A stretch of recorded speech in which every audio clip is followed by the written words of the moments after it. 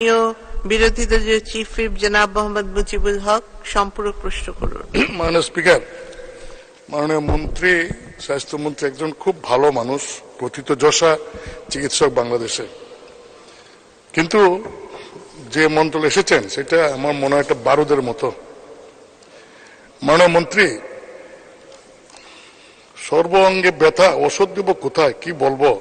আপনার মন্ত্রণালয়ে একজন ড্রাইভার 100 কোটি টাকা মালিক হয়ে যায়, একজন অ্যাকাউন্টস অ্যাসিস্ট্যান্ট ওয়াইফ সহ 300 কোটি টাকা মালিক হয়ে যায়, অস্ট্রেলিয়া টাকা পাচার করেছে এবং দুদকে এটা প্রমাণও হয়েছে।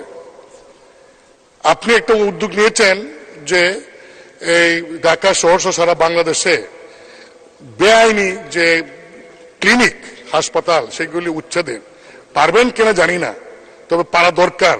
আপনার এই অভিযানটা আপোষহীন ভাবে আপনি শেষ পর্যন্ত সমাধান করার মতো আপনার সেই সাহস, ইচ্ছা আছে কিনা, করবেন কিনা। ধন্যবাদ মাননীয় মন্ত্রী। ধন্যবাদ মাননীয় স্পিকার। আপনার প্রশ্নের উত্তরে আমি একটা কথাই বলবো, আমি পারবো যদি আপনারা মাননীয় সংসদ সদস্যরা আমার সাথে থাকেন, আমি ডেফিনেটলি আমি পারবো।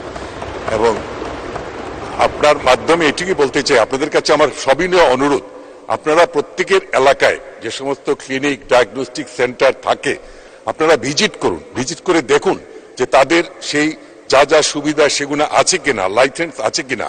আমি একটা কথা স্পষ্ট সবসময় বলি, মানুষের জীবন কিন্তু একটা। আমি এই জীবন ভুল চিকিৎসায় চলে গেলে সে জীবন আর ফিরে আসবে না।